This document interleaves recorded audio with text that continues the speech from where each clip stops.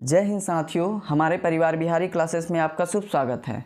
तो आज 11 अगस्त CHSL exam का प्रथम पाली का पेपर समाप्त हो चुका है। फर्स्ट शिफ्ट में पूछे गए सभी जीके के रियल प्रश्नों को देख लेते हैं।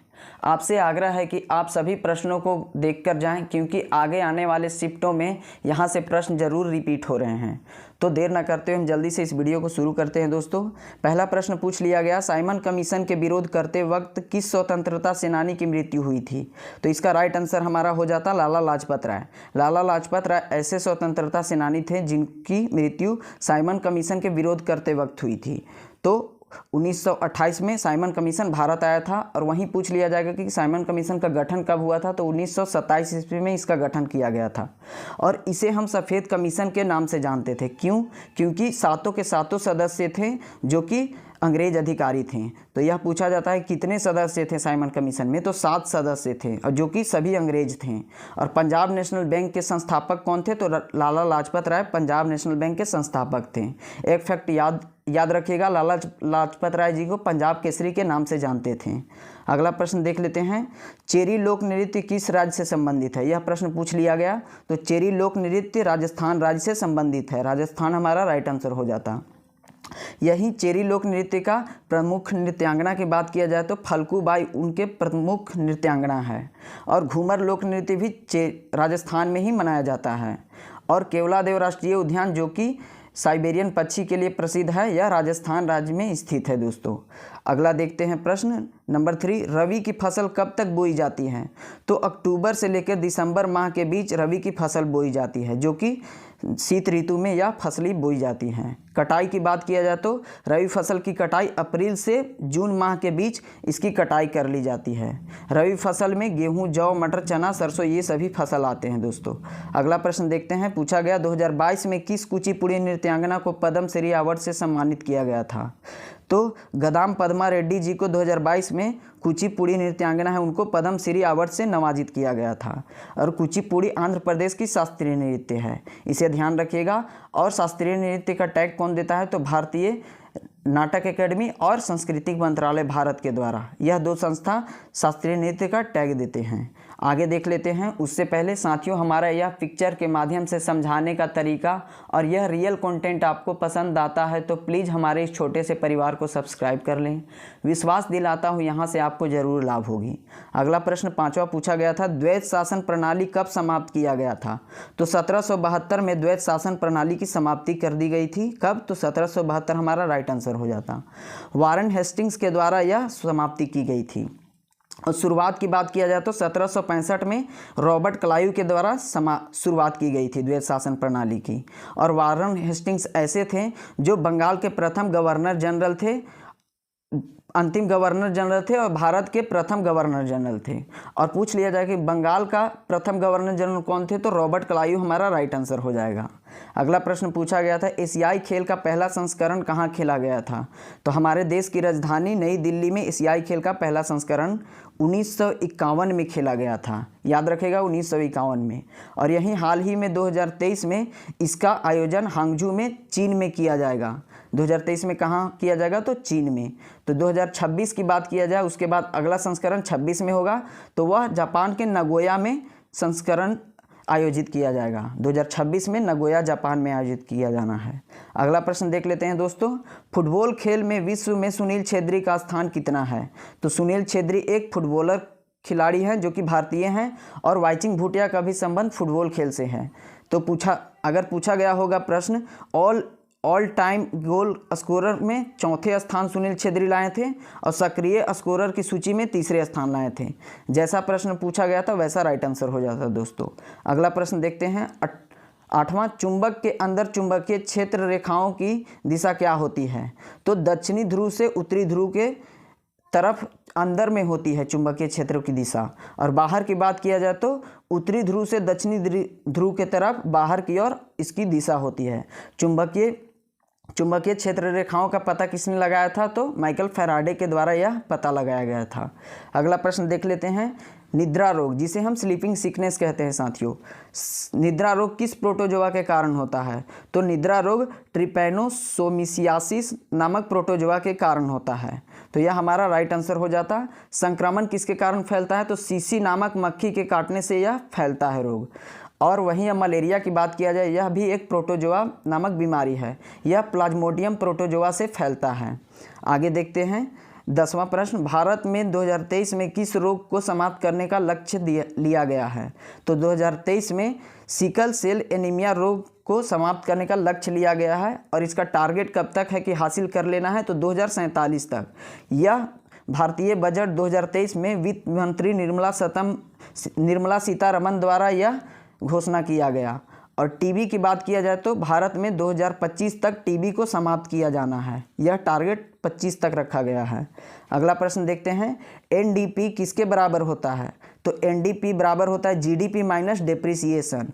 तो एनडीपी का फुल फॉर्म होता है नेट डोमेस्टिक प्रोडक्ट और जीडीपी का फुल फॉर्म होता है ग्रोस डोमेस्टिक प्रोडक्ट। और वहीं डिप्रिसिएशंस का मतलब होता है मूल्य ह्रास। तो एनडीपी बराबर जीडीपी माइनस डेप्रिसिएशन। अगला प्रश्न देखते हैं, त्यौहार एवं राज्य से मिलान करने वाला एक क्वेश्चन पूछा गया था। तो उसमें दिया गया था बिहार के साथ छठ पूजा हो जाता और असम के साथ बिहू, और एक राज्य के साथ सही था और एक ऐसा राज्य था जिसके साथ गलत मिलान किया गया था। तो गलत मिलान वाला ही हमारा राइट आंसर हो जाता। आगे देख लेते हैं, रामानंद वी राघवन का संबंध किस वाद्य यंत्र से है? तो मृदंगम वादक थे रामानंद वी राघवन और यह प्रसिद्ध कर्नाटक गायक थे। यह आगे शिफ्टों में पूछा जा सकता है कि रामानंद वी राघवन कहाँ के गायक थे? तो कर्नाटक के गायक थे। और हरिप्रसाद चौरसिया, यह कल पूछा गया था प्रश्न, हरिप्रसाद चौरसिया जी का संबंध बांसुरी से है। और साथ ही साथ याद रखिएगा पन्नालाल घोष भी बांसुरी बजाते हैं। अगला प्रश्न पूछ दिया गया था, अनुच्छेद 21 से एक प्रश्न पूछा गया था। तो यह ऑप्शन के अनुसार आप टिक लगा देते। जीवन जीने का अधिकार जो कि मौलिक अधिकार है, अनुच्छेद 21 में वर्णन किया गया है। और साथ ही व्यक्तिगत स्वतंत्रता का भी अधिकार अनुच्छेद 21 में वर्णन किया गया है। और 21A में शिक्षा का अधिकार जो कि 2002 में शामिल किया गया। तो शिक्षा का अधिकार 21A में है।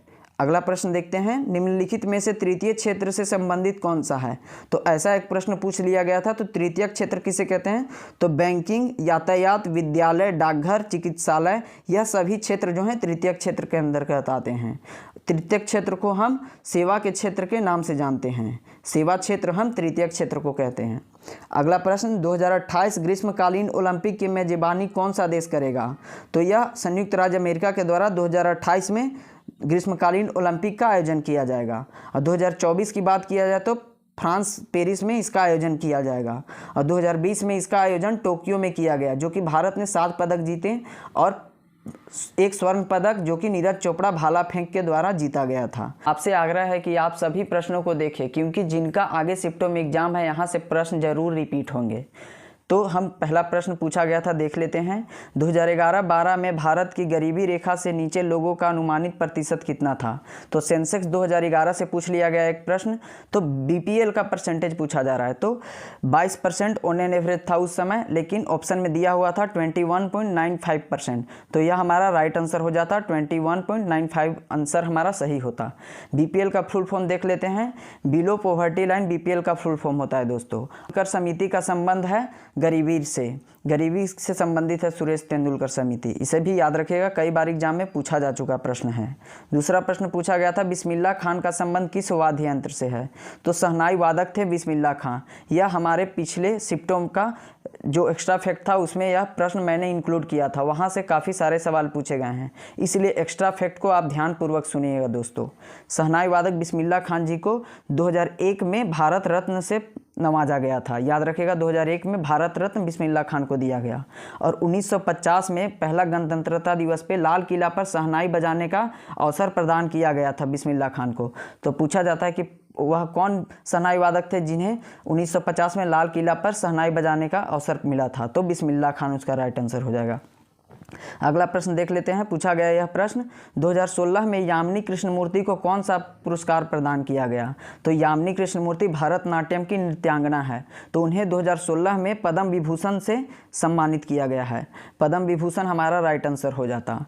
और उन्हें 3 पदक, जो भारत के सर्वोच्च 3 पदक हैं, वो दिए गए हैं। पद्म विभूषण 2016 में, और पद्म श्री सबसे पहले 1968 में, पद्म भूषण 2001 में, उसके बाद 2016 में पद्म विभूषण दिया गया है। और भरतनाट्यम जो कि एक तमिलनाडु का शास्त्रीय नृत्य है, इसे याद रखिएगा। अगला प्रश्न देख लेते हैं। निम्नलिखित में से कौन सा कथन अनुच्छेद 43B से संबंधित है? तो 43B का संबंध भाग 4 से है, तो उसमें वर्णन किया गया है सहकारी समितियों को संवैधानिक दर्जा और संरक्षण प्रदान करना। ऑप्शन में दिया हुआ था सहकारी समिति को संवैधानिक दर्जा और संरक्षण प्रदान करना, हमारा राइट आंसर हो जाता। भाग 4 से संबंधित है। भाग 4 में नीति निर्देशक तत्व लिखा हुआ है, जो कि आयरलैंड के संविधान से भारतीय संविधान में जोड़ा गया है। सहकारी समिति का यहाँ प्रश्न है, तो बात करते हैं सहकारी समिति का। तो 1997वां संविधान संशोधन में यह जोड़ा गया था, और 2011 ईस्वी में इसे भारतीय संविधान में जोड़ा गया। साथियों, हमारा यह पिक्चर के माध्यम से समझाने का तरीका और यह रियल कंटेंट आपको पसंद आता है, एक्स्ट्रा फैक्ट आपको पसंद आता है दोस्तों, तो प्लीज़ हमारे इस छोटे से परिवार को सब्सक्राइब कर लें। विश्वास दिलाता हूँ यहाँ से आपको ज़रूर लाभ होगी। हम यहाँ 5वां प्रश्न देखते हैं दोस्तों। भारतीय राष्ट्रीय कांग्रेस का दूसरा अधिवेशन कहाँ हुआ था? तो यह अधिवेशन कोलकाता में हुआ था 1986 में, जिसकी अध्यक्षता दादा भाई नौरोजी कर रहे थे। और दादा भाई नौरोजी को grand old man of India कहा जाता है, यानी कि वयोवृद्ध महापुरुष। और भारतीय राष्ट्रीय कांग्रेस की बात करें तो 1985 में इसकी स्थापना हुई थी गोकुलदास संस्कृत विद्यालय में। गोकुलदास तेजपाल संस्कृत विद्यालय बम्बई में हुई थी, जिसके संस्थापक थे एयो ह्यूम, और इसके प्रथम अध्यक्ष थे WC बनर्जी। और इसके महासचिव पूछ दिया जाएगा तो इसके एयो ह्यूम इसके महासचिव थे। पहला अधिवेशन बम्बई में हुआ था, दूसरा अधिवेशन कलकत्ता में 1986 में हुआ था, जिसके अध्यक्ष दादा भाई नौरोजी थे, और यह पारसी प्रथम अध्यक्ष थे। तो तीसरा अधिवेशन हुआ था मद्रास में, जिसके अध्यक्ष थे बदरुद्दीन तैयब जी, जो कि एक प्रथम मुस्लिम अध्यक्ष थे। और चौथा अधिवेशन इलाहाबाद में हुआ था दोस्तों, जिसके अध्यक्ष जॉर्ज यूले थे। जॉर्ज यूले भारतीय राष्ट्रीय कांग्रेस के प्रथम ब्रिटिश अध्यक्ष थे। तो यह सब फैक्ट याद रखिएगा, एग्जाम में कई बार पूछा जा चुका प्रश्न है। और चौथा आगे देखते हैं प्रश्न दोस्तों। हेमा मालिनी का संबंध किस शास्त्रीय नृत्य से है? तो हेमा मालिनी मोहिनी अट्टम की नृत्यांगना थी। तो मोहिनी अट्टम या केरल राज्य का शास्त्रीय नृत्य है। हेमा मालिनी को बॉलीवुड के दुनिया में ड्रीम गर्ल के नाम से जाना जाता है। पद्मश्री हेमा मालिनी को मिला है कब? तो यह 2000 ईस्वी में पद्मश्री से नवाजा गया हेमा मालिनी को। कथकली भी याद रखिएगा, यह केरल का शास्त्रीय नृत्य है। अगला प्रश्न देखते हैं दोस्तों। हिमालय पर्वत भारतीय उपमहाद्वीप की रक्षा कैसे करता है? तो याद रखिएगा, हिमालय पर्वत भारत के उत्तर दिशा में है। उत्तर दिशा से आने वाली बर्फीली ठंड हवाओं को रोकता है, जिससे कि भारतीय उपमहाद्वीप की हिमालय रक्षा करता है। उत्तरी ध्रुव से जितने भी ठंडी शीतल हवाएं आते हैं, वे हिमालय रोककर भारत को रक्षा प्रदान करता है। अगला प्रश्न देखते हैं दोस्तों। यह प्रश्न पूछ लिया गया, निम्नलिखित में से कौन सा मौलिक कर्तव्य नहीं है? तो इसमें से आप आंसर ऑप्शन के अनुसार बना सकते थे। मौलिक कर्तव्यों की संख्या 11 है, और उन्हीं 11 में से एक गलत दे दिया हुआ था, तो वह उसका राइट आंसर हो जाता। रूस के संविधान से मौलिक कर्तव्य को लिया गया है, जो कि अनुच्छेद 51 में वर्णित है। यह 42वां संविधान संशोधन 1976 से भारत के संविधान में शामिल किया गया है। यह सभी प्रश्न TCS के द्वारा विभिन्न परीक्षाओं में पूछा गया है।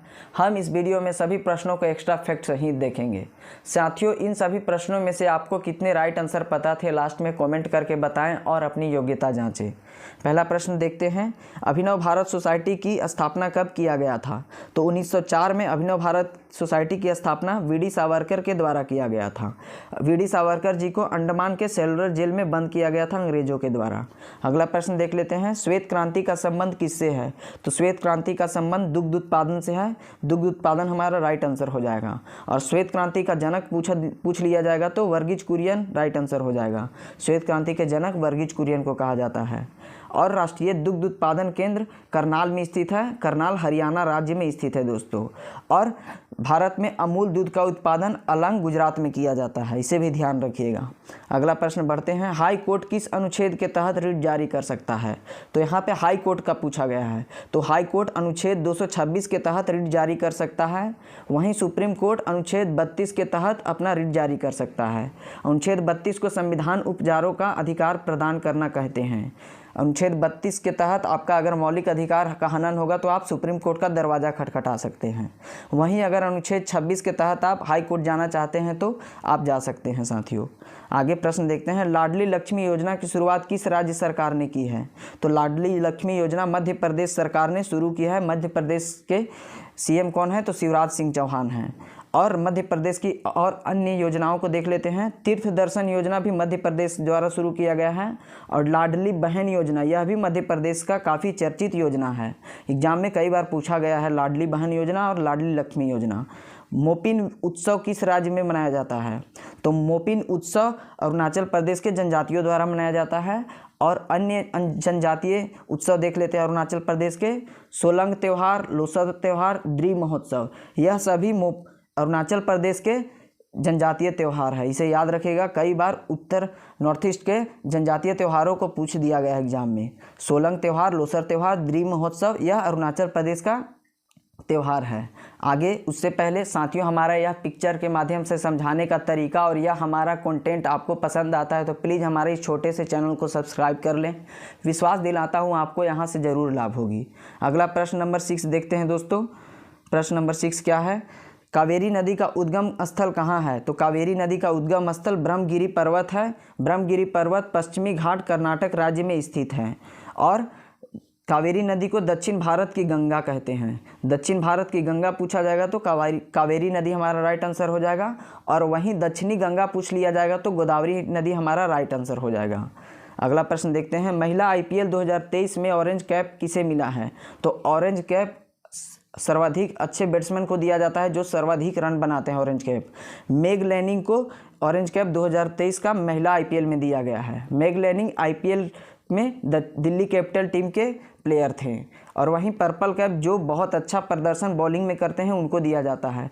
तो हेली मैथ्यूज को पर्पल कैप दिया गया जो कि मुंबई इंडियंस टीम के प्लेयर थे।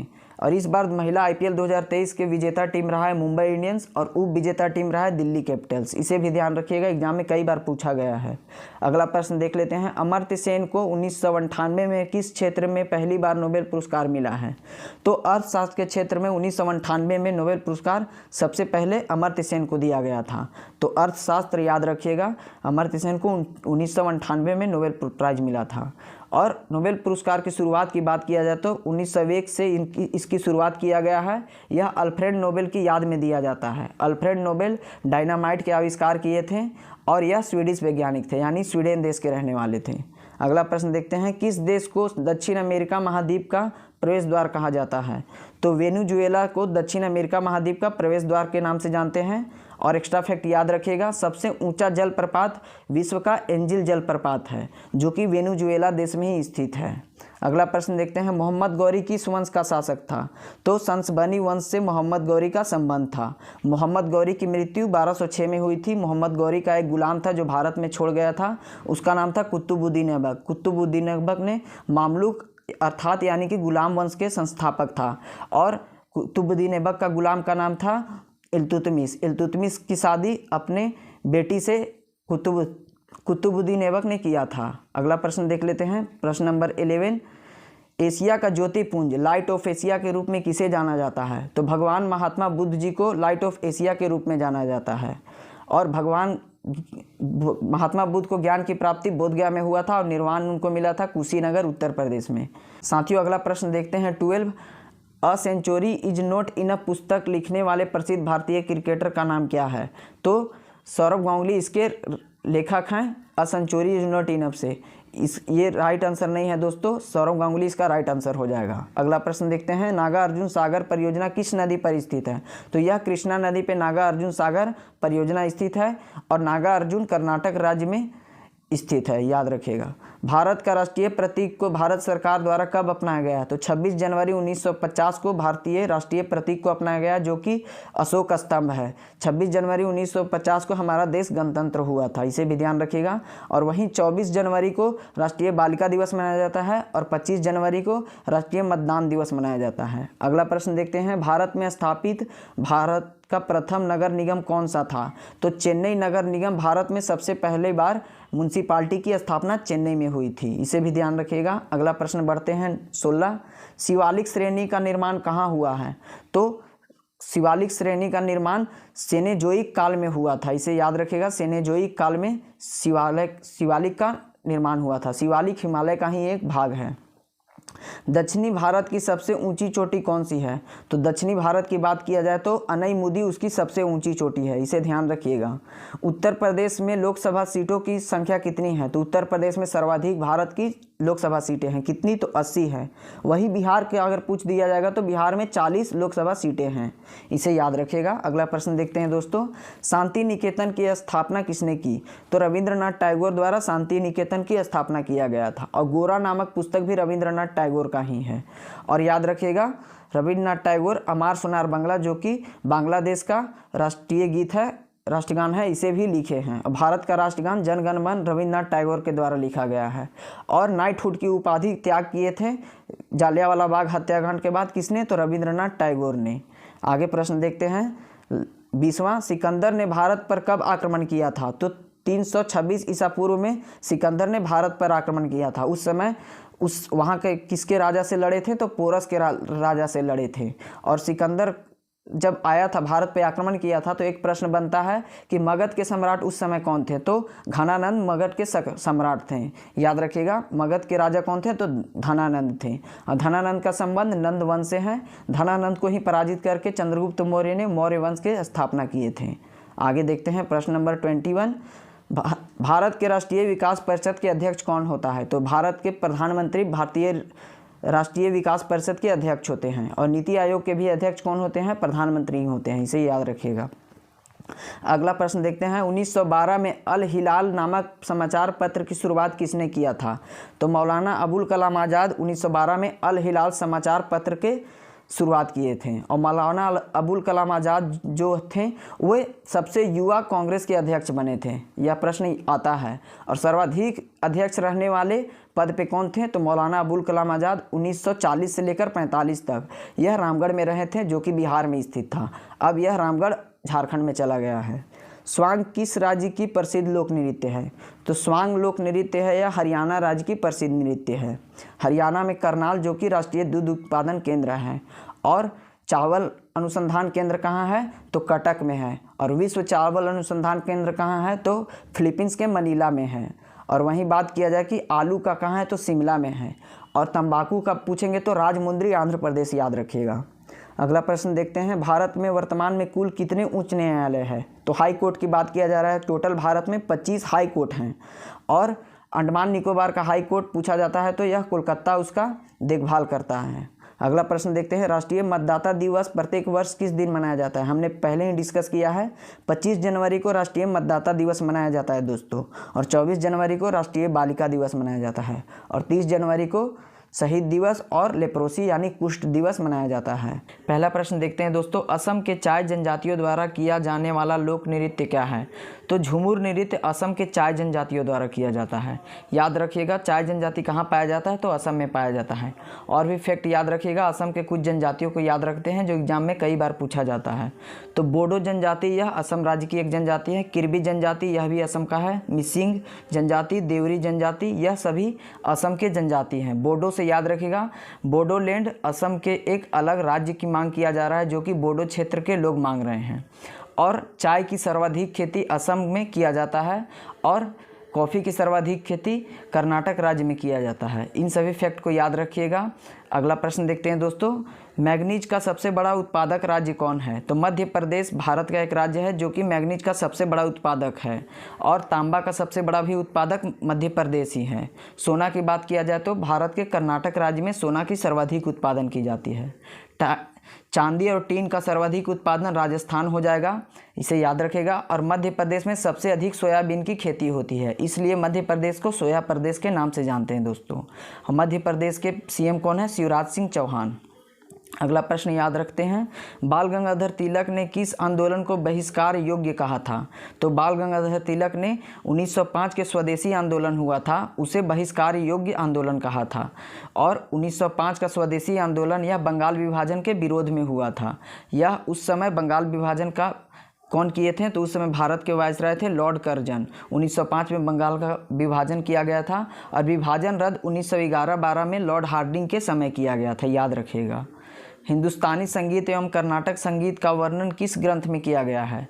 दोस्तों, हिंदुस्तानी संगीत एवं कर्नाटक संगीत का वर्णन संगीत रत्नाकर में किया गया है, जिसके रचनाकर हैं सारंगदेव। इसे याद रखिएगा, सारंगदेव संगीत रत्नाकर के रचनाकर हैं। इसमें कुल 7 अध्याय हैं, इसे भी ध्यान रखिएगा। अगला आगे प्रश्न बढ़ते हैं 5। जम्मू कश्मीर में बगलिहार बांध किस नदी के ऊपर बना हुआ है? तो जम्मू कश्मीर में बगलिहार बांध स्थित है, यह चिनाब नदी के ऊपर बना हुआ है, याद रखिएगा। बगलिहार बांध चिनाब नदी पे बना है। श्रीशैलम बांध की बात किया जाए तो यह कृष्णा नदी के ऊपर है। और टिहरी बांध जो कि उत्तराखंड राज्य में है, यह भागीरथी नदी के ऊपर बना हुआ है। आगे देखते हैं। उससे पहले साथियों, हमारा यह पिक्चर के माध्यम से समझाने का तरीका और यह हमारा कंटेंट आपको पसंद आता है तो प्लीज़ हमारे इस छोटे से चैनल को सब्सक्राइब कर लें। विश्वास दिलाता हूँ यहाँ से आपको तैयारी में ज़रूर लाभ होगी। अगला प्रश्न देखते हैं, प्रश्न नंबर 6। ऑपरेशन विजय का संबंध किससे है? तो कारगिल युद्ध 1999 में हुआ था, उससे संबंधित है ऑपरेशन विजय। 26 जुलाई 1999 का कारगिल विजय हुआ था, उससे संबंधित है ऑपरेशन विजय। और भारतीय सेनाओं द्वारा गोवा पर अधिकार 1961 में किया गया था। क्या था कि पुर्तगालियों द्वारा गोवा का अधिपत्य किया गया था, उस पर भारतीय सेना द्वारा आक्रमण करके 1961 में उस पर कब्जा कर लिया गया। तो पहला बार यूरोपीय व्यापारी कौन आया था भारत में? तो पुर्तगाली थे, और अंतिम बार जाने वाले व्यापारी भी पुर्तगाली थे, इसे भी ध्यान रखिएगा। तो ऑपरेशन विजय से कारगिल युद्ध भी संबंधित है और गोवा पर अधिकार भी दोनों वर्णित है। आगे देखते हैं, प्रश्न नंबर 7। युद्ध अभ्यास किन 2 देशों के बीच होता है? तो भारत और अमेरिका के बीच युद्ध नामक आर्मी एक्सरसाइज होता है, भारत और अमेरिका के बीच, याद रखिएगा। और टाइगर ट्रम्प एक्सरसाइज भी भारत और अमेरिका के बीच होता है। वज्र प्रहार यह भी अमेरिका के साथ होता है। और अभ्यास तर्कस यह भी अमेरिका के साथ होता है। तो इन सभी को याद रखिएगा। अमेरिका के साथ जो युद्ध अभ्यास होता है, एग्जामिनर कई बार बहुत बार पूछता है। अगला प्रश्न देखते हैं, बाह्य ग्रह कौन कौन से हैं? तो बाह्य ग्रह 4 ग्रह हैं, देख लेते हैं उनको। बृहस्पति, शनि, अरुण, वरुण, यह चारों ग्रह बाह्य ग्रह हैं, इसे हम गैसीय ग्रह के भी नाम से जानते हैं। और भारी ग्रह भी इन चारों ग्रहों को कहते हैं। और आंतरिक ग्रह कौन से हैं? जो सूर्य के निकट 4 ग्रह हैं, जैसे कि बुध, शुक्र, पृथ्वी, मंगल, यह चारों ग्रह आंतरिक ग्रह के नाम से जानते हैं। यह क्रम से सजाया हुआ है। बुध सूर्य के सबसे निकट ग्रह है, उसके बाद शुक्र है, फिर पृथ्वी है, फिर मंगल है और उसके बाद बृहस्पति है। मंगल और बृहस्पति के बीच में क्षुद्र ग्रह पाए जाते हैं। क्षुद्र ग्रह का बेल्ट पूछा जाता है कि कहाँ पाया जाता है, तो मंगल और बृहस्पति ग्रह के बीच। बृहस्पति ग्रह सबसे बड़ा ग्रह है और उसके बाद शनि ग्रह है, उसके बाद अरुण, उसके बाद वरुण ग्रह है। यह सभी क्रम से सजा हुआ है दोस्तों।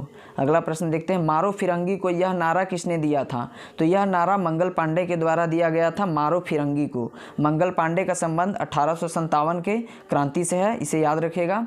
और मंगल पांडे किस इन्फेंट्री नेटिव बटालियन के यह सैनिक थे? तो पूछा जाता है तो 34वीं नेटिव इन्फेंट्री बटालियन के सैनिक थे मंगल पांडे। अगला प्रश्न देखते हैं दोस्तों, बटरफ्लाई स्ट्रोक शब्द का प्रयोग किस खेल में किया जाता है? तो तैराकी, स्विमिंग में बटरफ्लाई स्ट्रोक शब्द का प्रयोग किया जाता है। कई बार एग्जाम में पूछा गया है, बटरफ्लाई स्ट्रोक तैराकी में किया गया है। और स्प्रिंट शब्द का प्रयोग साइकिलिंग में किया जाता है। और बोनस लाइन कबड्डी में प्रयोग किया जाने वाला शब्द है। और शॉर्ट कॉर्नर या हॉकी खेल में, जो कि भारत का राष्ट्रीय खेल है, शॉर्ट कॉर्नर शब्द का प्रयोग किया जाता है। आगे बढ़ते हैं, प्रश्न नंबर 11। घुड़कर अभयारण्य किस राज्य में स्थित है? तो गुजरात राज्य में घुड़कर अभयारण्य है और यह रन ऑफ कच्छ क्षेत्र में स्थित है, याद रखिएगा। रन ऑफ कच्छ में घुड़कर अभयारण्य है। और रन ऑफ कच्छ किसके लिए प्रसिद्ध है? तो जंगली गधा के लिए यह प्रसिद्ध है। यह लवणीय दलदलीय अभयारण्य है। अगला प्रश्न देखते हैं, वे पौधे जिनमें शारीरिक संरचना में विभेदीकरण नहीं होता है। तो थैलोफाइटा वर्ग में शारीरिक संरचना में विभेदीकरण नहीं होता है, जैसे कि इसका फूल, तना, पत्तियाँ, जड़ ये सभी एक में सम्मिलित हुए रहते हैं, वे थैलोफाइटा समूह के होते हैं। उसके कुछ एग्जाम्पल देख लेते हैं दोस्तों। स्पाइरोगायरा यह थैलोफाइटा समूह सदस्य का पौधा है, और कारा यह भी थैलोफाइटा का है। अल्वा यह सभी तीनों एग्जाम में पूछा गया है। स्पाइरोगायरा, कारा और अल्वा यह पौधे थैलोफाइटा वर्ग के हैं। अगला प्रश्न देखते हैं, समुद्र से लगी सबसे लंबी तट रेखा गुजरात में स्थित है, उसे क्या कहते हैं? याद रखिएगा, सबसे लंबी तट रेखा वाला राज्य कौन सा है? तो गुजरात है, और उस तट रेखा को हम काठियावाड़ क्षेत्र कहते हैं। काठियावाड़ क्षेत्र याद रखिएगा। और लंबाई उसकी बात किया जाए तो 1600 किलोमीटर उसकी लंबाई है काठियावाड़ क्षेत्र की। और आंध्र प्रदेश ऐसा दूसरा राज्य है जिसकी तटीय रेखा की लंबाई सर्वाधिक है, दूसरा राज्य। अगला प्रश्न देखते हैं, भारत की संस्कृति मंत्रालय के अनुसार कितने शास्त्रीय नृत्य हैं? तो अब एक बढ़कर 9 हो गया है, पहले 8 था, और 6 को शास्त्रीय नृत्य में संस्कृति मंत्रालय के अनुसार शामिल किया गया है। और शास्त्रीय नृत्य को 2 ऐसे संस्था हैं जो शास्त्रीय नृत्य का टैग देते हैं। कौन कौन से हैं? तो संगीत नाटक अकेडमी है और भारतीय संस्कृति मंत्रालय है। तो भारतीय संस्कृति मंत्रालय के अनुसार 9 शास्त्रीय नृत्य हैं। छऊ को हाल में जोड़ा गया। छऊ 3 प्रकार के होते हैं, एग्जाम में पूछा जा सकता है। तो पुरुलिया छऊ यह बंगाल में मनाया जाता है, सरायकेला छऊ यह झारखंड में मनाया जाता है, और मयूरभंज छऊ यह उड़ीसा राज्य में मनाया जाता है। अगला प्रश्न, घग्गर नदी कहाँ से निकलती है? तो शिवालिक की पहाड़ियों से घग्गर नदी का उद्गम होता है। याद रखिएगा, शिवालिक की पहाड़ी हमारा राइट आंसर हो जाएगा। हिमाचल प्रदेश, हरियाणा, राजस्थान, पंजाब यह सभी राज्यों से घग्गर नदी बहती है। आगे बढ़ते हैं, प्रश्न नंबर 16, बिना कोशिका का जीव कौन सा है? तो बिना सेल वाला जीव है वायरस। याद रखिएगा, विषाणु जो है बिना सेल वाला जीव है। पादप एवं जंतु के बीच योजक कड़ी का काम कौन करता है? तो युगलीना जो है पादप और जंतु के बीच योजक कड़ी का कार्य करता है। एग्जाम में कई बार पूछा जा चुका है। अगला प्रश्न देखते हैं 17, किस मुगल शासक ने असम के अहोम हिस्सों को जीतने में सफलता प्राप्त की थी? तो औरंगजेब ऐसा मुगल शासक था जो कि असम के अहोम हिस्सों को जीतने में सफलता प्राप्त की थी। और औरंगजेब के दरबार में सर्वाधिक हिंदू कर्मचारी रहते थे, इसे भी याद रखिएगा। अगला प्रश्न, भरहूत स्तूप का खोज किसके द्वारा की गई? तो अलेक्जेंडर कनिंघम के द्वारा भरहूत स्तूप की खोज की गई। अलेक्जेंडर कनिंघम अंग्रेज ब्रिटिश अधिकारी थे। यह 1873 में इसकी खोज की गई थी भरहूत स्तूप की। और भरहूत स्तूप का संबंध बौद्ध धर्म से है। यह बौद्ध स्तूप है और इसके निर्माणकर्ता सम्राट अशोक थे, इसे भी ध्यान रखिएगा। अगला प्रश्न 19, 281 एंड बियॉन्ड यह किनकी आत्मकथा है? तो क्रिकेटर प्लेयर हैं VVS लक्ष्मण की यह आत्मकथा है 281 एंड बियॉन्ड। अगला देखते हैं extra fact, the test of my life यह किनकी आत्मकथा है? तो युवराज सिंह की यह आत्मकथा है, the test of my life. अगला प्रश्न देखते हैं, गंगा नदी की लंबाई कितनी किलोमीटर है? तो 2525 किलोमीटर लगभग गंगा नदी की लंबाई है। और गंगा नदी को बांग्लादेश में पद्मा के नाम से जानते हैं और ब्रह्मपुत्रा नदी को जमुना के नाम से जानते हैं। और यह दोनों मिलकर मेघना नदी की उत्पत्ति होती है। और गंगा नदी गंगोत्री नामक ग्लेशियर से निकलती है दोस्तों। यहाँ ध्यान रखेंगे, विश्व की सबसे गहरी स्थान पूछा जाता है तो मेरियाना ट्रेंच है, जिसकी गहराई है 11,022 मीटर। यह फिलीपींस के निकट स्थित है और यह प्रशांत महासागर में स्थित है। अगला प्रश्न देखते हैं, प्रश्न नंबर 21, कोंकणी, मणिपुरी और नेपाली भाषा को 8वीं अनुसूची में कब शामिल किया गया? तो कोंकणी, मणिपुरी और नेपाली भाषा को 71वें संविधान संशोधन 1992 में 8वीं अनुसूची में शामिल किया गया था। उससे पहले 21वां संविधान संशोधन के अनुसार सिंधी भाषा को शामिल किया गया था। और 92वां संविधान संशोधन के अनुसार 2003 में 92वां संविधान संशोधन हुआ था, जिसमें 4 और भाषाओं को अनुसूची 8 में जोड़ा गया। वह थे बोडो, डोंगरी और मैथिली संथाली। यह चारों भाषा को 8वीं अनुसूची में 92वां संविधान संशोधन 2003 में जोड़ा गया। अगला प्रश्न देखते हैं दोस्तों, प्रत्येक राज्य में हाई कोर्ट होगा, इसका वर्णन किस अनुच्छेद में किया गया है? तो अनुच्छेद 214 में प्रत्येक राज्य में हाई कोर्ट का वर्णन किया गया है और 124 में सुप्रीम कोर्ट का वर्णन किया गया है। हाई कोर्ट के मुख्य न्यायाधीश की नियुक्ति कौन करेगा? तो राष्ट्रपति के द्वारा। यह सुप्रीम कोर्ट के मुख्य न्यायाधीश के विचार विमर्श से और राज्यपाल, उस राज्य के राज्यपाल के विचार विमर्श से राष्ट्रपति के द्वारा किया जाता है। अगला प्रश्न 23, R37 कब्रिस्तान कहाँ पाए गए थे? तो हड़प्पा, जो कि सिंधु घाटी सभ्यता की प्रथम खुदाई में पाया गया शहर था हड़प्पा, वहाँ R37 कब्रिस्तान पाए गए हैं। हड़प्पा शहर का खोजकर्ता कौन है? तो राखाल दास बनर्जी हैं, दयाराम साहनी हैं, या 1921 में इसकी खोज की गई थी। एक फैक्ट याद रखिएगा, एग्जाम में कई बार पूछा जाता है, ऐसा कौन सा हड़प्पा नगर था जिसका दरवाज़ा मुख्य सड़क की ओर खुलता था? तो लोथल एक ऐसा शहर था जिसका दरवाज़ा मुख्य सड़क की ओर खुलता था, और अन्य सभी ऐसे शहर थे जिनका जिसका दरवाज़ा मुख्य सड़क के विपरीत दिशा में खुलता था, और लोथल एक पतन नगर था, इसे भी ध्यान रखिएगा। अगला प्रश्न, सीधी कार्रवाई अभियान किस राजनीतिक पार्टी से संबंधित था? तो मुस्लिम लीग से यह अभियान संबंधित था। सीधी कार्रवाई मुस्लिम लीग की स्थापना 1906 में हुआ था, यह ढाका में किया गया था। इसके संस्थापक सदस्य ध्यान रखेंगे, आगा खां, सलीमुल्लाह खां और मोहम्मद अली जिन्ना, यह तीनों मुस्लिम लीग के संस्थापक थे। अगला प्रश्न, दिल्ली के लाल किला को विश्व विरासत सूची में कब शामिल किया गया? तो दिल्ली के लाल किला को विश्व विरासत सूची में 2007 में शामिल किया गया है। और दिल्ली के लाल किला का निर्माणकर्ता कौन थे? तो शाहजहां थे। यह 1639 से बनना प्रारंभ हुआ था और 1648 में यह बनकर पूरी तरह तैयार हो गया था। और इसके वास्तुकार कौन थे? पूछा जाता है एग्जाम में। उस्ताद अहमद लाहौरी दिल्ली के लाल किला के वास्तुकार थे। तो आज 10 अगस्त CHSL एग्जाम का प्रथम पाली का पेपर समाप्त हो चुका है। फर्स्ट शिफ्ट में पूछे गए सभी जीके के रियल प्रश्नों को देख लेते हैं। आपसे आग्रह है कि आप सभी प्रश्नों को देखें, क्योंकि जिनका आगे शिफ्टों में एग्जाम है यहाँ से प्रश्न जरूर रिपीट होंगे। तो देर न करते हुए हम जल्दी से इस वीडियो को शुरू करते हैं दोस्तों। पहला प्रश्न पूछा गया, सीमांत गांधी के उपनाम से किन्हें जाना जाता है? तो राइट आंसर हो जाएगा खान अब्दुल गफ्फार खान जी को सीमांत गांधी, फ्रंटियर गांधी के नाम से जाना जाता है। खान अब्दुल गफ्फार खान जिनका भी है वे राइट आंसर है। 1987 में खान अब्दुल गफ्फार खान जी को भारत रत्न प्रदान किया गया था।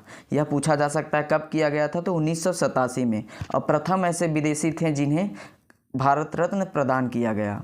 और खुदाई खिदमतगार पुस्तक यह खान अब्दुल गफ्फार खान का लिखा पुस्तक है, खुदाई खिदमतगार, याद रखिएगा दोस्तों। अगला प्रश्न दूसरा देख लेते हैं। हरिप्रसाद चौरसिया किस वाद्य यंत्र से संबंधित है? तो बांसुरी बजाते थे हरिप्रसाद चौरसिया, बांसुरी बिल्कुल हमारा राइट आंसर हो जाता। और 2000 ईस्वी में हरिप्रसाद चौरसिया जी को भारत सरकार द्वारा पद्म विभूषण दिया गया। 2000 में पद्म विभूषण से नवाजा गया हरिप्रसाद चौरसिया को। और पन्नालाल घोष और राजेंद्र प्रसाद भी बांसुरी वादक हैं, याद रखिएगा। पूछा जाएगा पन्नालाल घोष किस वाद्य यंत्र से संबंधित है? तो बांसुरी से। और राजेंद्र प्रसाद भी बांसुरी से संबंधित है। अगला प्रश्न देख लेते हैं। पूछा गया है 2011 के जनगणना अनुसार जनसंख्या वृद्धि दर कितना है? तो 17.7% 2011 के जनगणना अनुसार भारत की जनसंख्या वृद्धि दर रहा है।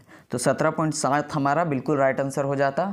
और बात करें हम जनसंख्या घनत्व की, तो भारत में जनसंख्या घनत्व 382 व्यक्ति प्रति वर्ग किलोमीटर है। हमारा 382 व्यक्ति प्रति किलोमीटर जनसंख्या घनत्व है, याद रखिएगा। अगला प्रश्न देख लेते हैं। ताज उद्दीन फिरोज शाह की शादी किस विजयनगर के शासक की बेटी से हुआ था? यह एक इतिहास का प्रश्न पूछ दिया गया। तो देवराय प्रथम शासक थे जिनकी बेटी का शादी ताज राय उद्दीन फिरोज शाह से किया गया। देवराय प्रथम हमारा राइट आंसर हो जाता। देवराय प्रथम यह संगम वंश के राजा थे, विजयनगर साम्राज्य के संगम वंश के राजा थे देवराय प्रथम। अगला प्रश्न देख लेते हैं दोस्तों। उससे पहले साथियों, हमारा यह पिक्चर के माध्यम से समझाने का यह तरीका और यह रियल कंटेंट आपको पसंद आता है तो प्लीज़ हमारे इस छोटे से परिवार को सब्सक्राइब कर लें। विश्वास दिलाता हूँ यहाँ से आपको ज़रूर लाभ होगी। अगला प्रश्न पूछा गया 5वां, ISSF rifle pistol world championship 2022 में भारत ने कितने मेडल जीते? तो ISSF rifle pistol world champion 2022 हुआ, उसमें भारत ने 34 कुल मेडल जीते हैं, जिसमें भारत का स्थान द्वितीय रहा है और पहला स्थान यह चीन को प्राप्त किया गया है। और इसका आयोजन मिस्र की राजधानी काहिरा में किया गया। पूछा जाएगा कि इसकी आयोजन कहाँ किया गया? तो मिस्र की राजधानी काहिरा में। और प्रथम स्थान चाइना और हमारा देश का स्थान दूसरा 34 मेडल के साथ। अगला प्रश्न देख लेते हैं दोस्तों। ये रथ यात्रा किस भगवान के लिए निकाला जाता है? तो हमारा राइट आंसर हो जाएगा भगवान जगन्नाथ के लिए रथ यात्रा पुरी में निकाला जाता है। और पुरी में कृष्ण, सुभद्रा और बाली के लिए रथ यात्रा निकाला जाता है, याद रखेगा। और लिंगराज मंदिर पूछ दिया जाएगा तो यह भुवनेश्वर में स्थित है। और रथ मंदिर पूछ दिया जाएगा तो यह जगन्नाथ मंदिर, यह पुरी में स्थित है दोस्तों। अगला प्रश्न देखते हैं। और जो भगवान जगन्नाथ मंदिर जो है पुरी में, इसे हम वाइट पैगोडा करते हैं और ब्लैक पैगोडा कहते हैं कोणार्क टेम्पल को। अगला प्रश्न देखते हैं 7वां। इनमें से कौन केरल का लोकप्रिय नृत्य है? यह प्रश्न पूछा गया था और ऑप्शन में कथकली था, तो कथकली ही हमारा राइट आंसर हो जाएगा। कथकली केरल का एक शास्त्रीय नृत्य है और मोहिनीअट्टम भी केरल का ही शास्त्रीय नृत्य है। कुल 8 शास्त्रीय नृत्य हैं, जिनमें तमिलनाडु में भारतनाट्यम प्रसिद्ध है। भारतनाट्यम तमिलनाडु का शास्त्रीय नृत्य है दोस्तों। अगला प्रश्न देख लेते हैं। निम्नलिखित में से मणिपुर का त्यौहार कौन सा है? तो ऑप्शन में दिया हुआ था एक मणिपुर का त्यौहार, इनमें से अगर जो भी होगा वह राइट आंसर हो जाएगा। लाई हरोबा यह मणिपुर का त्यौहार है। संघाई चाप चारकूट जिसे हम बम्बू डांस कहते हैं, और गंध महोत्सव, यह सभी मणिपुर का त्यौहार है दोस्तों। अगला प्रश्न देखते हैं। गांधीवादी सिद्धांत पर आधारित नीति निर्देशक तत्व का कौन सा अनुच्छेद है? तो यह प्रश्न पूछ दिया गया गांधी जी से, तो अनुच्छेद 40 का संबंध गांधीवादी सिद्धांत से है, जिसमें यह लिखा गया है कि यह पंचायती राज का गठन करेगा, अनुच्छेद 40। आगे प्रश्न देखते हैं दोस्तों। प्रश्न नंबर 10। समान कार्य के लिए समान वेतन किस अनुच्छेद से संबंधित है? कोई भी अगर काम करता है तो उसको समान वेतन दिया जाएगा, या स्त्री हो या पुरुष, तो अनुच्छेद 39 में यह वर्णन किया गया है। समान कार्य के लिए हर व्यक्ति को समान ही वेतन दिया जाएगा। अनुच्छेद 39 जिन भी भाई बहनों का था वे राइट आंसर हो जाएंगे। और यह इसकी विवेचना भाग नंबर 4 में किया गया है। यह नीति निर्देशक तत्व से संबंधित है। अगला प्रश्न पूछा गया था ITCZ किससे संबंधित है? तो यह अंतः उष्णकटिबंधीय अभिसरण क्षेत्र से संबंधित है। यह ऑप्शन में था अंतः उष्णकटिबंधीय अभिसरण क्षेत्र, यह राइट आंसर हो जाता। ITCZ का फुल फॉर्म होता है इंटर ट्रॉपिकल कन्वर्जेंस जोन, यह राइट आंसर हो जाएगा। इंटर ट्रॉपिकल कन्वर्जेंस जोन यह ITCZ का फुल फॉर्म होता है दोस्तों। पहला प्रश्न पूछा गया स्पोर्ट्स से। खो खो खेल में कितने खिलाड़ी होते हैं? तो 9 खिलाड़ी मैदान में उपस्थित होते हैं और एक टीम में 12 प्लेयर होते हैं, लेकिन मैदान में 9 प्लेयर हो जाएंगे। अगला फैक्ट याद रखिएगा, बास्केटबॉल में 5 प्लेयर होते हैं, वहीं वॉलीबॉल और आइस हॉकी में 6 खिलाड़ी होते हैं, कबड्डी में 7 प्लेयर खेलते हैं और रग्बी में सर्वाधिक 15 प्लेयर होते हैं। प्रश्न पूछा जाता है कि सर्वाधिक प्लेयर किस में होते हैं? तो रग्बी में होते हैं। अगला प्रश्न देखते हैं, यह आर्ट एंड कल्चर से पूछा गया। सत्रिया नृत्य किस राज्य का शास्त्रीय नृत्य है? तो सत्रिया नृत्य का संबंध असम राज्य से है और सत्रिया नृत्य की शुरुआत शंकर देव के द्वारा किया गया। 2000 ईस्वी में सत्रिया नृत्य को शास्त्रीय नृत्य का दर्जा दिया गया। ऐसे 2 संस्था हैं जो शास्त्रीय नृत्य का दर्जा देते हैं, वे संगीत नाटक अकेडमी है और भारतीय सांस्कृतिक मंत्रालय है। यह 2 संस्था शास्त्रीय नृत्य का दर्जा देने वाले हैं। सबसे पुराना शास्त्रीय नृत्य पूछा जाएगा तो भरतनाट्यम हमारा राइट आंसर हो जाएगा। भरतनाट्यम तमिलनाडु का शास्त्रीय नृत्य है। और सबसे नवीनतम पूछा जाएगा तो ओडिसी नृत्य सबसे नवीनतम शास्त्रीय नृत्य है, यह ओडिशा का शास्त्रीय नृत्य है। अगला प्रश्न देखते हैं, यह पूछा गया साइंस से। 1 एम्पियर में कितना करंट होता है? तो 6.25 गुने 25 के पावर 18 इलेक्ट्रॉन हमारा राइट आंसर हो जाएगा। याद रखिएगा, प्रतिरोध का मात्रक क्या होता है? तो ओम होता है, और प्रतिरोधकता का मात्रक ओम मीटर हो जाएगा हमारा राइट आंसर। अगला प्रश्न पूछा गया था, राष्ट्रगुप्तार दैनिक समाचार पत्रिका किस धर्म से संबंधित है?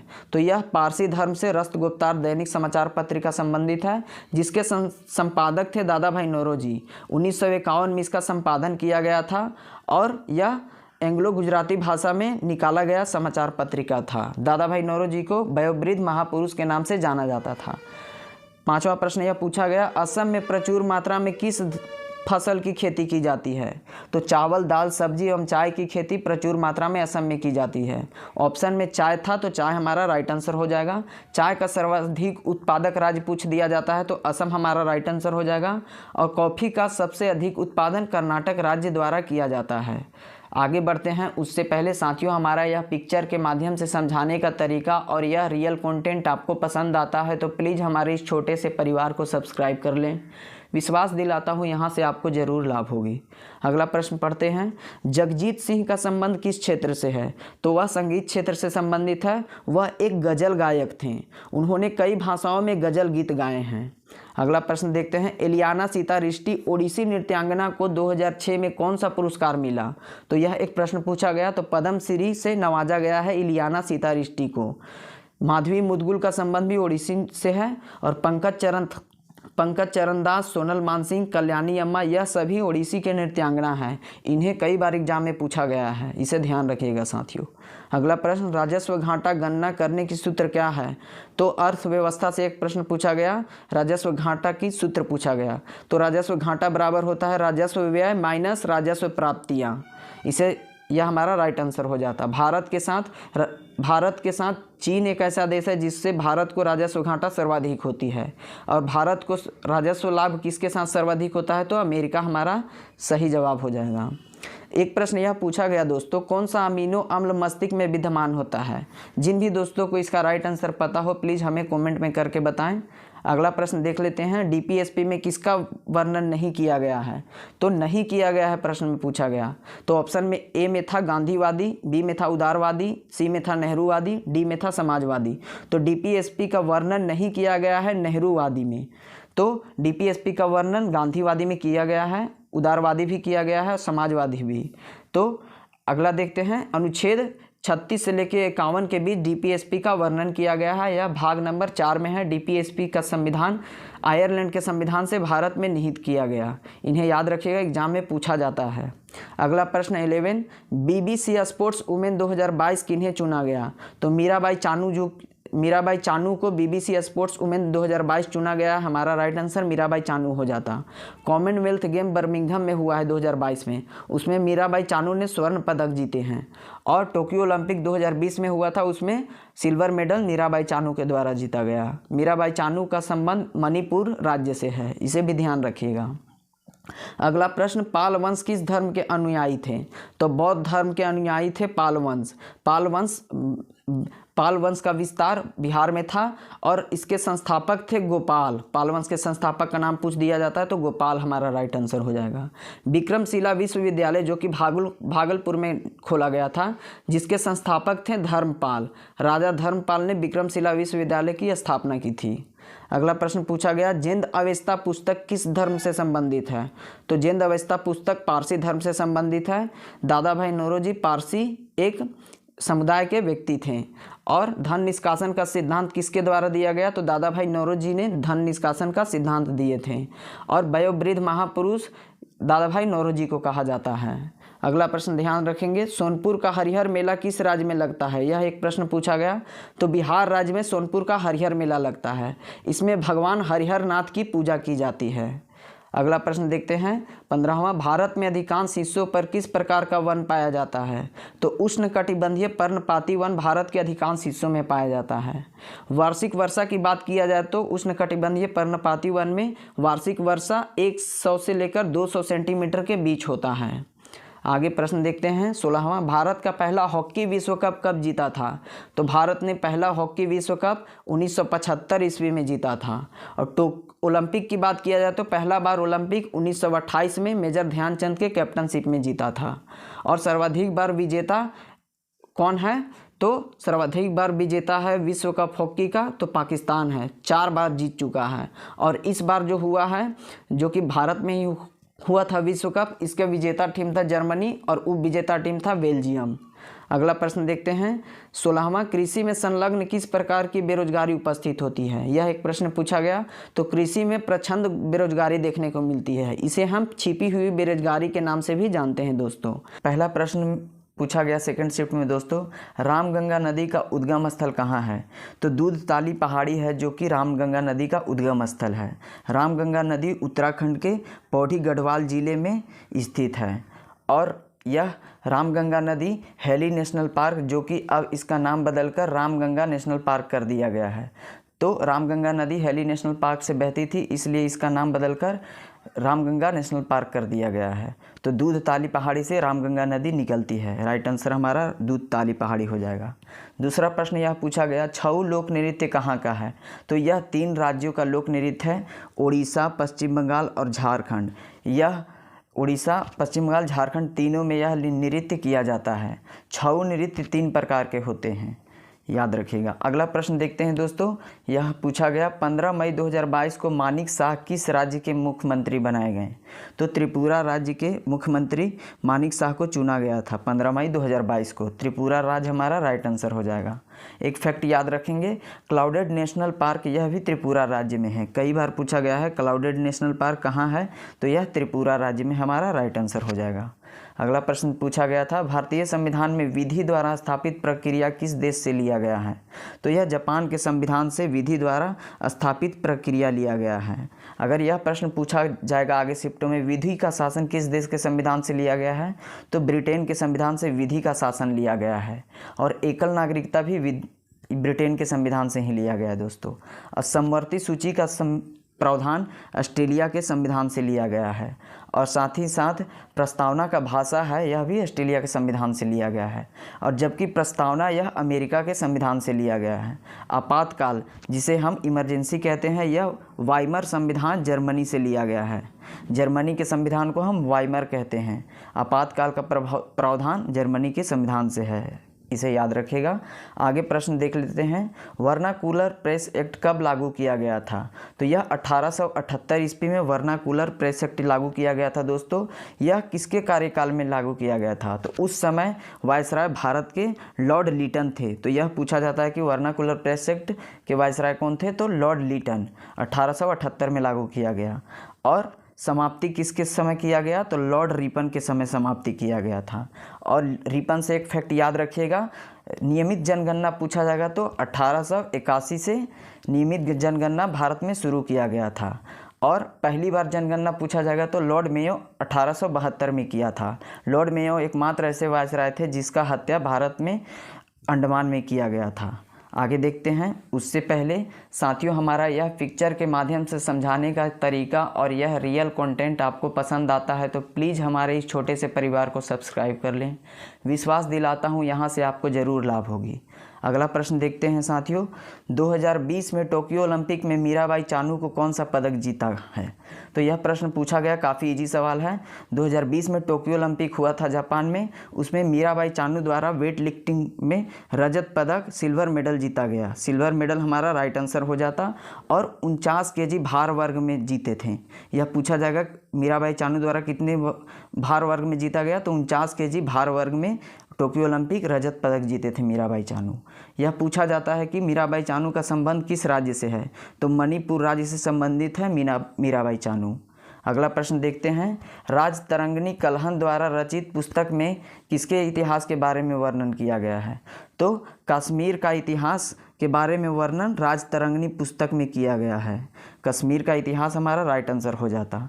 और राजतरंगिणी पुस्तक के लेखक कौन है, तो कल्हण इसके लेखक हैं, याद रखिएगा। यह प्रश्न आगे पूछा जा सकता है कि राजतरंगिणी पुस्तक किस भाषा में रचित है, तो संस्कृत भाषा में यह रचित है दोस्तों। और फारसी भाषा में इसका अनुवाद किसने किया है, तो जैनुल अबूदीन किए थे फारसी भाषा में राजतरंगिणी का अनुवाद। आगे देखते हैं। प्रश्न पूछा गया एक आर्ट एंड कल्चर से, गान नगाई महोत्सव कहाँ मनाया जाता है, तो यह मणिपुर राज्य में गान नगाई त्यौहार मनाया जाता है दोस्तों। मणिपुर राज्य से पिछले फर्स्ट शिफ्ट में भी पूछा गया है प्रश्न, इसलिए सभी प्रश्न रिपीट होते हैं, इसलिए आप लास्ट तक इस वीडियो को ज़रूर देखें। चापचारकूट यह मणिपुर का डांस है। चापचारकूट यानी कि बम्बो डांस, यह मणिपुर राज्य में किया जाता है। संगई त्यौहार, संगई फेस्टिवल भी मणिपुर राज्य से है दोस्तों। अगला प्रश्न देखते हैं, 2011 जनगणना अनुसार भारत की जनसंख्या कितनी थी, तो 121 मिलियन भारत की जनगणना 2011 के अनुसार थी। अब भारत की जनगणना का 2011 का थीम क्या था, हमारा जनगणना हमारा भविष्य। याद रखिएगा, यह प्रश्न पूछा जा सकता है। थीम क्या था 2011 का, हमारा जनगणना हमारा भविष्य। अब यह 2 चरणों में कुल संपन्न किया गया था। ICAR के एग्जाम में यह पूछा गया कि कितने चरणों में संपन्न हुआ था, तो राइट आंसर हमारा 2 चरण हो जाएगा।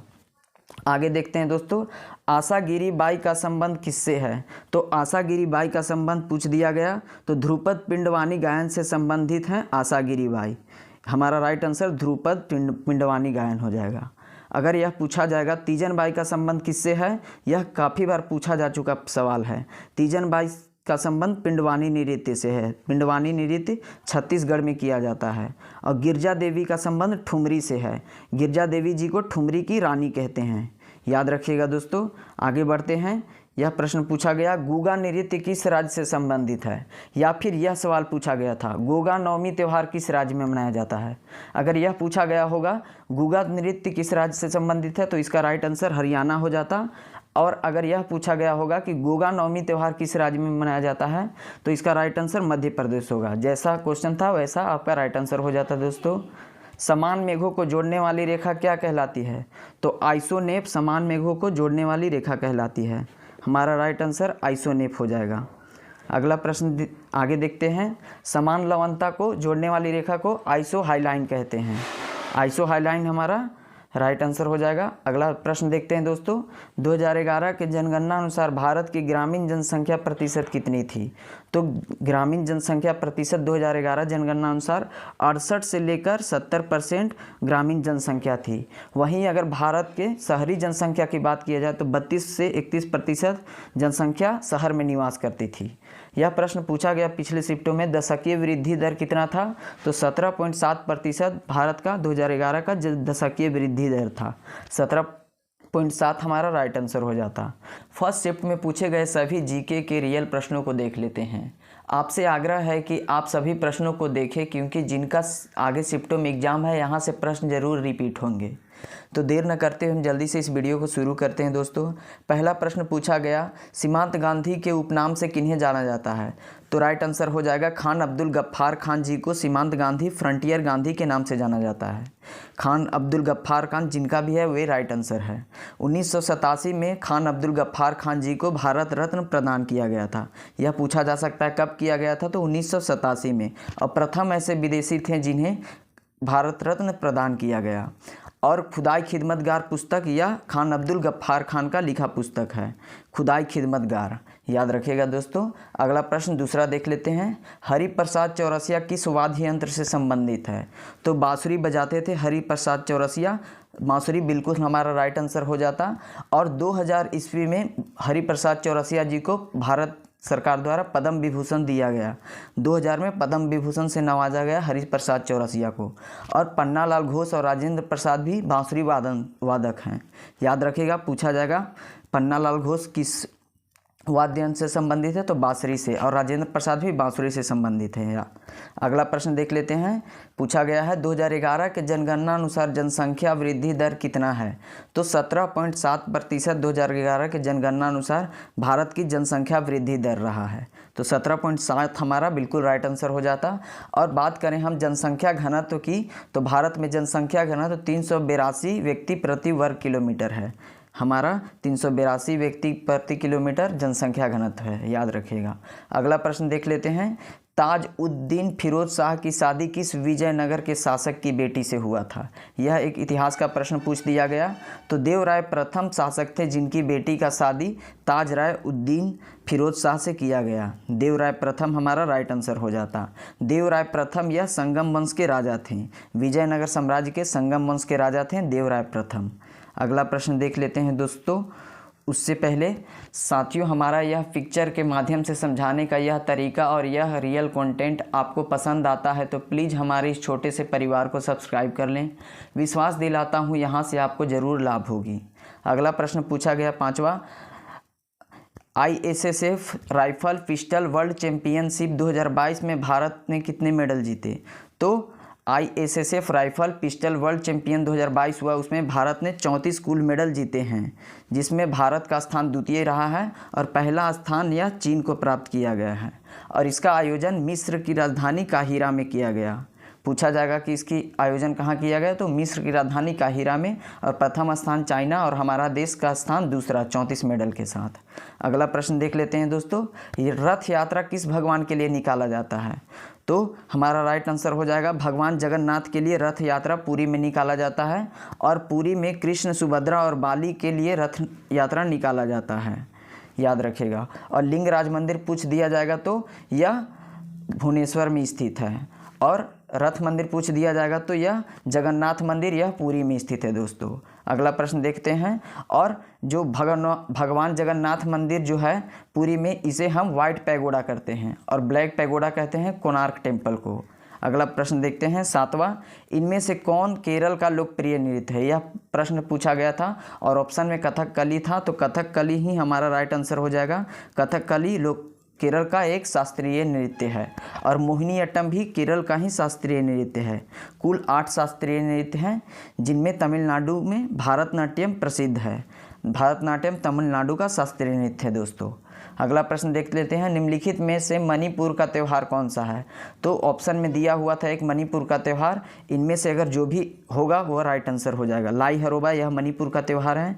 संघाई चाप चारकूट जिसे हम बम्बू डांस कहते हैं, और गंध महोत्सव, यह सभी मणिपुर का त्यौहार है दोस्तों। अगला प्रश्न देखते हैं, गांधीवादी सिद्धांत पर आधारित नीति निर्देशक तत्व का कौन सा अनुच्छेद है?